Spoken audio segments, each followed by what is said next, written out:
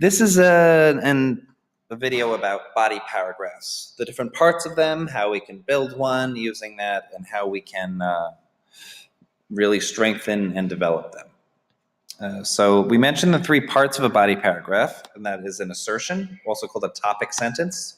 So if you remember the other video, if you took a look at that, we gave a topic, a thesis that dogs make better pets than cats. So we made a claim that dogs make better pets. Whether or not you believe that, don't worry about it. We're using it as an example. And we then found three reasons why. We said because they can be trained, because they're more friendly and affectionate, and because you get exercise when you have a dog or a cat.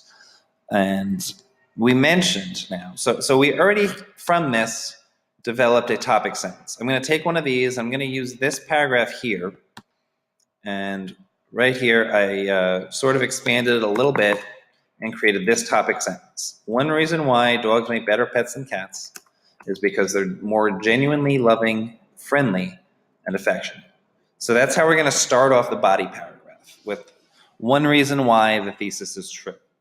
So what you have to do now is find some source on the internet that proves they're more loving, friendly, or affectionate. If that seems hard to do, fortunately, I did the work already. And I found this quote from an article by Helen Horton in 2012 in The Telegraph. I'm going to, in another video, talk about how to cite properly, but for now, just know when you share an article from something, in the text itself, you need to give the name and the year. This is APA citation. There's many different ways to do it, but this is the type of it. And what this article was about was that they had dogs and cats play with their owners, and then afterwards they test the level of oxytocin. Oxytocin, in case you didn't know, is a hormone that humans and other animals have when they are more affectionate with someone, when they're more in love with someone. And they found that dogs actually had higher levels of oxytocin after playing with their owners than cats did. The hormone increased 57% in dogs, but only 12% in cats. So according to this hormone level, this suggests that dogs love their humans more than cats do. So we have a pretty sophisticated quote based in science, based on research that can support it. The problem is this quote can be kind of difficult. If I'm reading this topic sentence and then suddenly the next sentence is, according to Horton, the neuroscientist, I don't know what neuroscientist I'm talking about, I don't know what oxytocin is, and I don't know what this has to do with the topic sentence. So I need some kind of transition here that connects this topic sentence to the sentence after. Every sentence has to logically follow the one before it. So I already did this for you too. Basically, when you have a quote, you need to sandwich it. You need something leading into the quote, and you need something after the quote to explain it. So I want to talk about this neuroscientist so that people know I'm about to show a quote about a neuroscientist. I want to explain this hormone, and I want to give some relevance and background to connect it to the topic sentence. So this was proven by a neuroscientist who tested dogs and cats for the hormone oxytocin, which correlates to love and affection. So if you look at this now, one reason why dogs make better pets than cats is that they're more loving, friendly, affectionate. A neuroscientist proved this based on this hormone, and then I have a quote about the hormone. What do I do now that I've had the quote?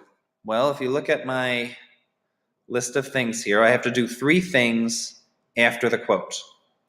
I need to clarify if the quote is confusing at all. I need to connect it to the thesis or show why it's important.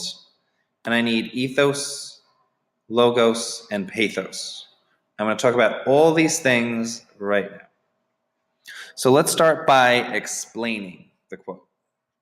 And usually we can start, in other words, is a good sentence starter where we can just think for a second and try to really break down what this quote is saying. So it's saying, A, there's a hormone that when you have more of it, it shows you have love for something. B, that we want to show that dogs have more of this because they have more love, and we want to make that connection for people. So I did this for you. I put it right here, and we can read my sentence. In other words, after playing with their owners, dogs have more levels of oxytocin, a hormone connected to love and affection, than cats do. I just restated what the quote said. The quote said all this, and I rewrote it in much shorter way to clarify and really try to shorten it down, get the meat and potatoes. Now, there are 3 things that we need to do. Well, now we need to connect it to the thesis. So if you look at that, we explain the quote. Now let's connect it to the thesis. So the thesis is dogs make better pets than cats. The topic sentence is they're more loving and affectionate. All this has to come together. So I have another sentence, and we can use this sentence starter, this shows. And that's going to sort of lead us into what we do here. This shows there's a deeper bond between humans and dogs than that between cats and humans and cats, which makes a more trustworthy, friendly, and loving household companion. So we've done that. Next, we have one more thing to do. I know this body paragraph is getting huge. You have so much you've written, and we did it we're still under 10 minutes right now. Ethos, logos, and pathos. Ethos is about values and authority and respect. It's about getting the respect of your reader. It's about showing that you share common values with them, and that they should have, if they share your values, then they should share your opinion. And I have a bunch of sentence starters. We should value. We should respect. Our society believes. These are all things that all lead into ethos. So I have a sentence right there. In our society. In our society, we value the bond between human and animal, and this study confirms the strength of this bond between dog and man. So now I've connected this whole thing to a big social value that the reader has. Next, I have some logos. Logos is logic. And I have a bunch of stuff. This proves, the truth is, this shows us. And we're having a logical reason why it is better. Or this is another one. It is logical. It's a simple thing. It is logical to have an animal companion that truly loves us. Such an animal would provide better companionship, better comfort, and more reliable protection. And so that gives us a logical reason to support our opinion with this quote. And finally, pathos. We want to appeal to the emotions of the reader. One cannot feel without feeling. Tell them what to feel, and tell them how their feelings and emotions should be supported by their ideas. So this shows us to use some language of emotion. This study shows us how genuinely pure and special the bonds we form with our dogs can be. So look at that. This has a whole bunch of sentences. It took 10 minutes to do. It goes really deep. There's a lot of thought and a lot of levels to this. And I hope you might want to watch this more than one time just to really break it down and know how I did this.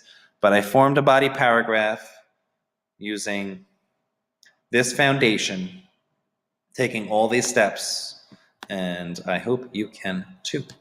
Thank you. I'll just leave this right here so you can look it over and have a lovely, lovely day.